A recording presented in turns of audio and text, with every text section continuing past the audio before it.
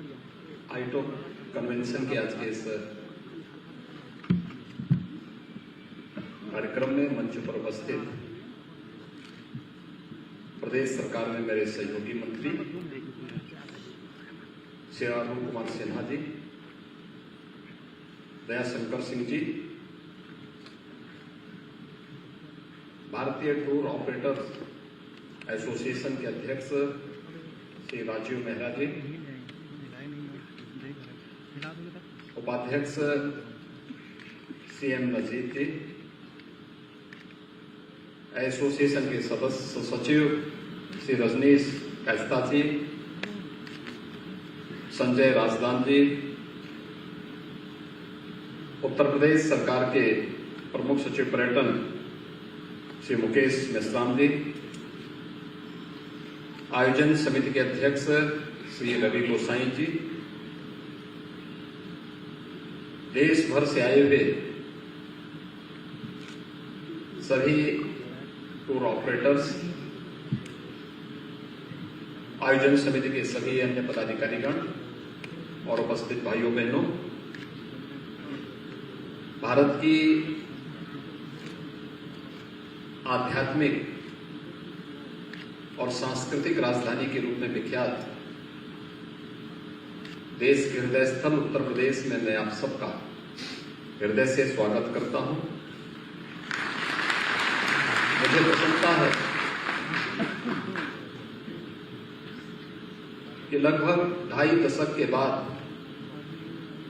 उत्तर प्रदेश के अंदर आईटो ने अपना एक कार्यक्रम आयोजित किया है। आज से 26 वर्ष पहले जब यह कार्यक्रम उत्तर प्रदेश में हुआ होगा, उस समय के उत्तर प्रदेश और आज के उत्तर प्रदेश में आपको काफी फर्क महसूस हो रहा होगा। हम सब जानते हैं उत्तर प्रदेश में हर प्रकार के टूरिज्म के लिए अपार संभावनाएं हैं और संभावनाओं को अगर आप देखेंगे तो विगत 5 वर्ष के अंदर हम सब ने जो प्रयास किए हैं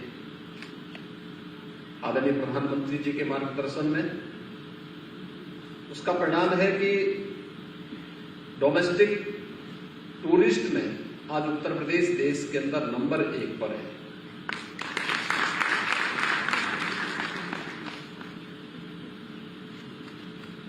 स्पिरिचुअल टूरिज्म की जो अनंत संभावनाएं हैं और एक क्षेत्र में जहां भी आप जाएंगे, दुनिया की सबसे प्राचीनतम नगरी जो भारत की आध्यात्मिक और सांस्कृतिक राजधानी कहे जाने के लिए की हकदार है, काशी, वो हमारे पास है।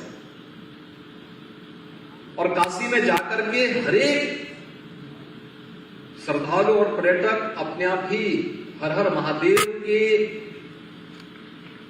उस ऊर्जा के साथ अपने आप को जोड़ करके आनंद की अनुभूति करता है। काशी में आदरणीय प्रधानमंत्री जी ने काशी विश्वनाथ धाम का लोकार्पण विगत वर्ष किया। अभी 13 दिसंबर को 1 वर्ष पूरे हुए हैं। अमूमन वाराणसी में वर्ष भर में 1 करोड़ पर्यटक आता था और इस वर्ष अकेले सावन माह में 1 महीने में 1 करोड़ श्रद्धालु वाराणसी में आया है। 1 करोड़ पर्यटक और श्रद्धालु वाराणसी में आया। अयोध्या हर एक भारतीय की और हर वह भारतीय जो देश और दुनिया में जहां कहीं रह रहा हो, अयोध्या आकर के भगवान श्री राम की पावन जन्मभूमि के दर्शन करने की अभिलाषा रखता है। कौन ऐसा भारतीय होगा जो अयोध्या जाए और वहां जय श्री राम न बोले? हर एक भारतीय इस अभिलाषा के साथ अयोध्या आता है। आज आज अयोध्या में भगवान श्री राम के भव्य मंदिर के निर्माण का कार्य जो युद्ध स्तर पर चल रहा है और जो फुटफॉल हुआ है वहां पे पिछले 4-5 वर्षों के अंदर दीपोत्सव से कार्यक्रम प्रारंभ हुआ और अपने चरम की ओर आगे बढ़ रहा है। मेरा यह मानना है कि अयोध्या में मंदिर निर्माण के साथ ही अयोध्या और उसके आसपास के क्षेत्र के विकास के लिए वर्तमान में हमारी लगभग 30,000 करोड़ रुपए के प्रोजेक्ट वर्तमान में हमारे वहां पर संचालित हो रहे हैं इंफ्रास्ट्रक्चर डेवलपमेंट के और वहां आने वाले श्रद्धालुओं की बुनियादी सुविधाओं को ध्यान में रखने के लिए।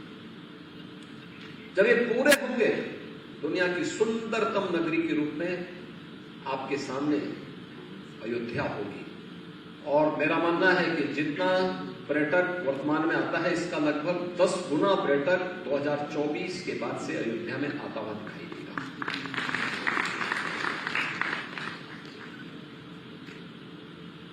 मथुरा वृंदावन भी उत्तर प्रदेश में ही है और कौन ऐसा श्रद्धालु और टूरिस्ट होगा जो वहां जाए और राधे राधे न बोले। हर व्यक्ति उसमें मग्न होता हुआ दिखाई देता है, क्या देसी क्या विदेशी। पिछले 5 वर्षों के अंदर आपने बदलती हुई मथुरा को, वृंदावन को, बरसाना को देखा होगा। श्री कृष्ण जन्माष्टमी का आयोजन हो या रंगोत्सव का आयोजन, उसके साथ सबको जुड़ते हुए भी देखा होगा। वहां के आध्यात्मिक विकास के साथ ही वहां पर भौतिक विकास और बुनियादी सुविधाओं से आच्छादित हुए इस तीर्थ को भी आपने सबने महसूस किया होगा जिन्होंने विगत 5 वर्ष के अंदर इस क्षेत्र की में जाने का जिन्हें अवसर मिला हो। मथुरा, वृंदावन, बरसाना, गोकुल, बलदेव, नंदगांव, ये जितने भी तीर्थ स्थल हैं ब्रज क्षेत्र के, इनके विकास के लिए भी केंद्र और राज्य सरकार वर्तमान में भौतिक विकास, आध्यात्मिक विकास के साथ ही वहां के भौतिक और विकास और बुनियादी सुविधाओं पर वर्तमान में लगभग 25 से 30 हजार करोड़ रुपए हमारे वर्तमान में वहां खर्च हो रहे हैं इन सुविधाओं को वहां पे बढ़ाने के लिए।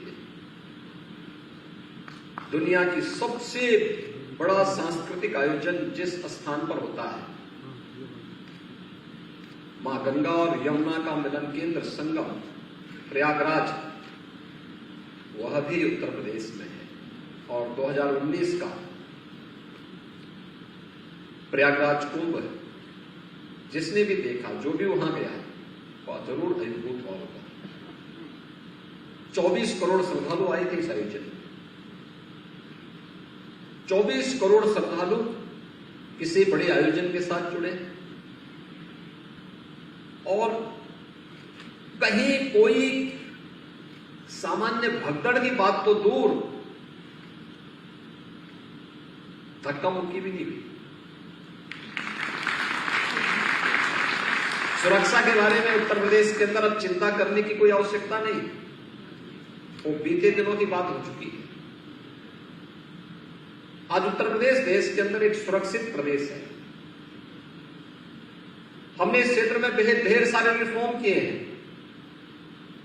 और उत्तर प्रदेश आज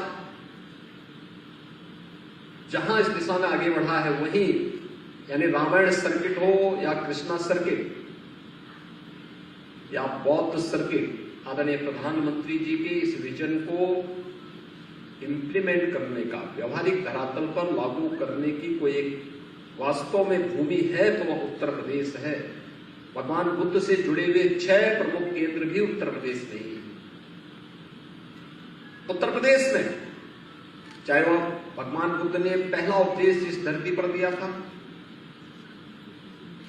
सारनाथ उत्तर प्रदेश में, महापरिनिर्वाण जहां पर भगवान बुद्ध ने लिया था वह कुशीनगर भी उत्तर प्रदेश में, भगवान बुद्ध ने अपना बचपन जहां व्यतीत किया था वह कपिलवस्तु उत्तर प्रदेश में, सर्वाधिक चातुर्मास जहां उन्होंने व्यतीत किए थे वह श्रावस्ती भी उत्तर प्रदेश में, कौशाम्बी और संगीसा भी उत्तर प्रदेश में।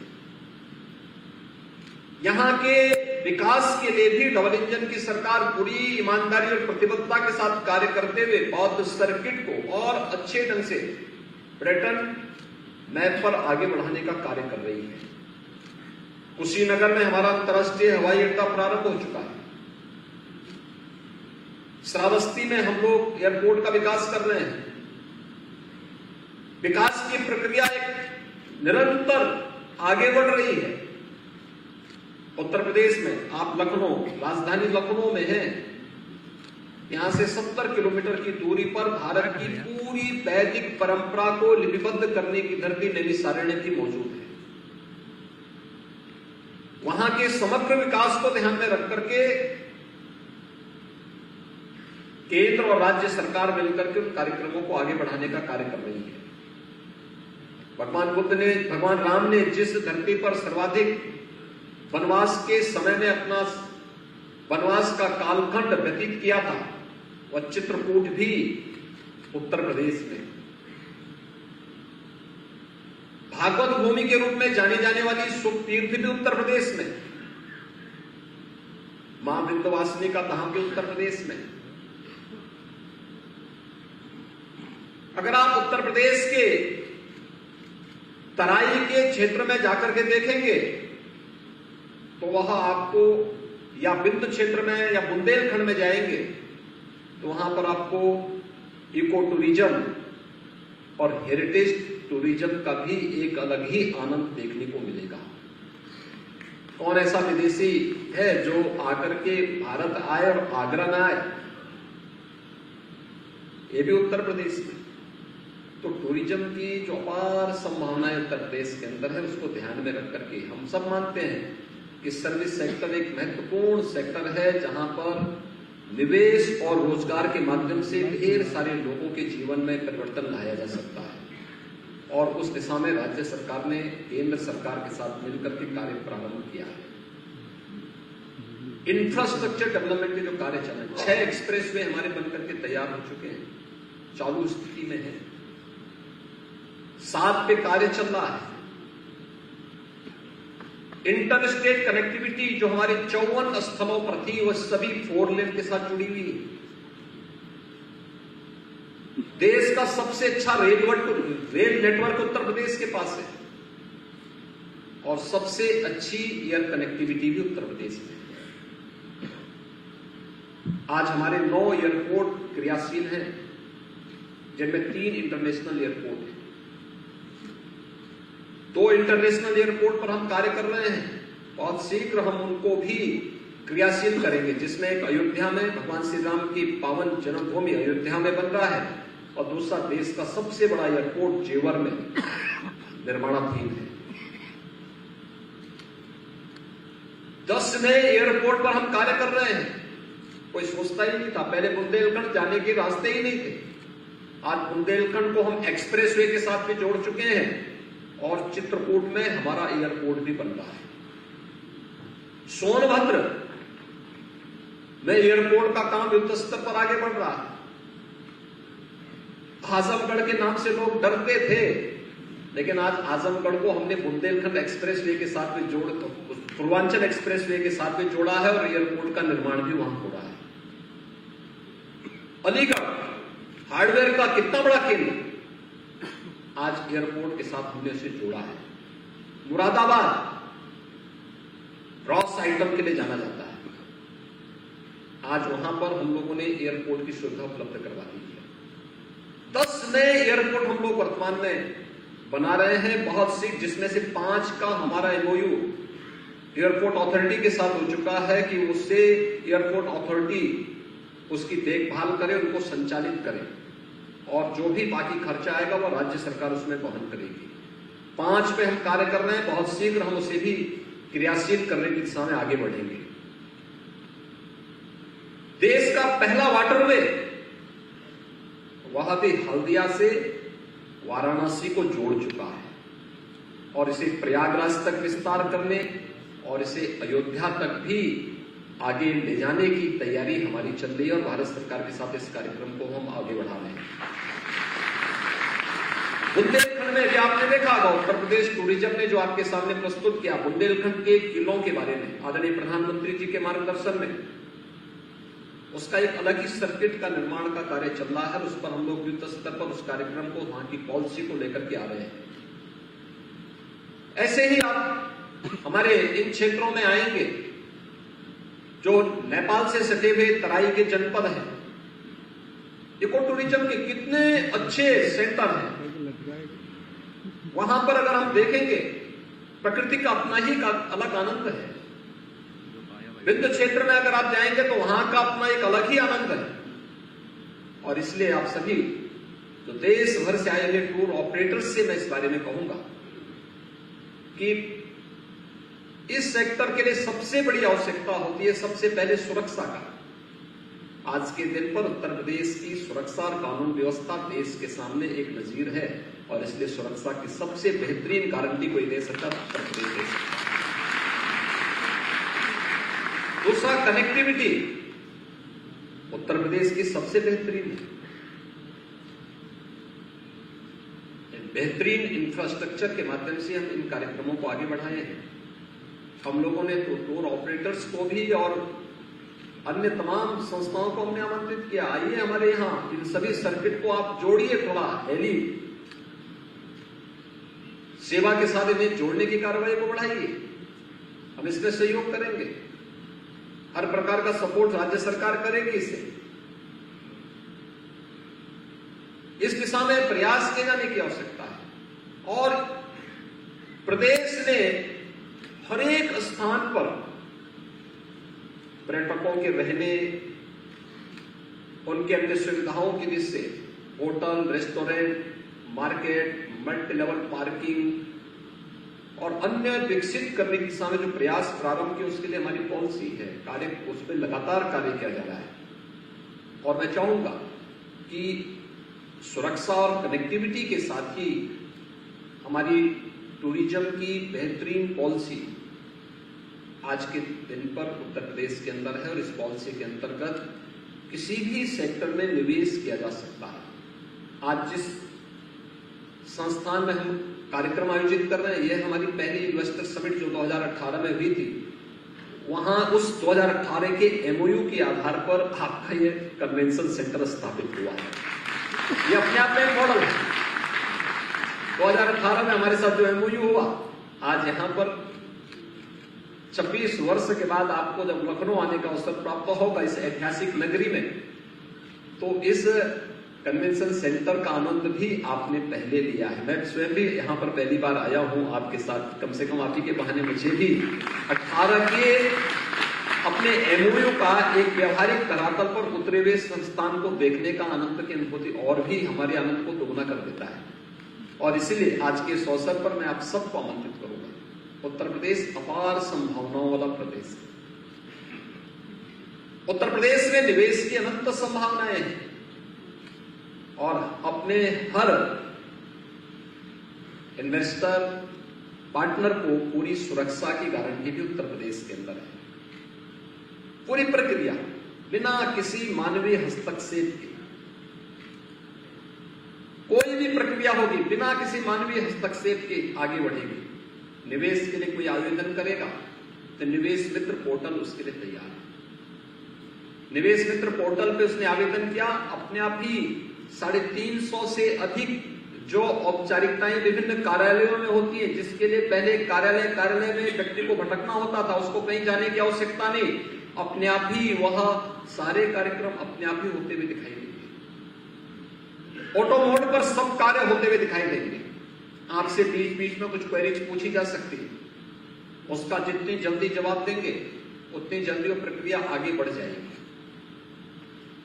उसकी मॉनिटरिंग स्वयं मुख्यमंत्री कार्यालय करता है और मुख्यमंत्री कार्यालय उसको संपन्न करने के बाद फिर उसे व्यवहारिक धरातल पर लागू करने की कार्रवाई करता है। और जब एमओयू के तहत निवेश यहां पर हो जाता है तो निवेश की प्रक्रिया के बाद शासन से मिलने वाले इंसेंटिव को भी हम लोगों ने फिर ऑनलाइन करने की दिशा में आगे बढ़ कार्य किया है और वह भी स्वयं निवेशक के खाते में स्वयं ही पैसा इंसेंटिव का जो भी धनराशि जानी हो उसके खाते में स्वयं जाता हुआ दिखाई देगा। इसमें कहीं भी किसी भी प्रकार की मानवीय हस्तक्षेप की कोई गुंजाइश नहीं है। और मेरा मानना है कि आप इस दिशा में बेहतरीन प्रयास कर सकते हैं। यहां पे हर एक सेक्टर में जो संभावनाएं हैं, लाखों लोगों को हम लोग रोजगार और नौकरी दे सकते हैं। लोगों को उत्तर प्रदेश की विरासत के बारे में, देश की वास्तविक विरासत के बारे में अवगत करा सकते हैं।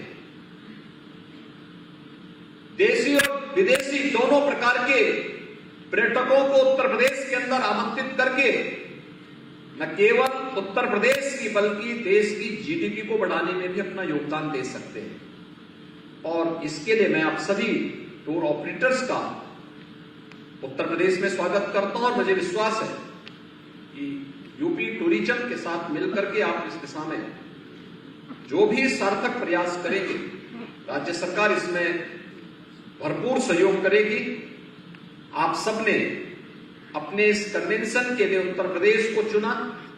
मैं इसके लिए एसोसिएशन के अध्यक्ष और उनकी पूरी टीम को हृदय से धन्यवाद दूंगा। आयोजन समिति से जुड़े हुए सभी पदाधिकारियों को हृदय से धन्यवाद दूंगा और मुझे विश्वास है कि उत्तर प्रदेश की इन अनंत संभावनाओं का आप सब आनंद लेंगे और देशी विदेशी पर्यटकों को एक बेहतरीन वातावरण देने का कार्य करेंगे। आप सबके इस पूरे आयोजन के प्रति मेरी शुभकामनाएं हैं। धन्यवाद। जय हिंद।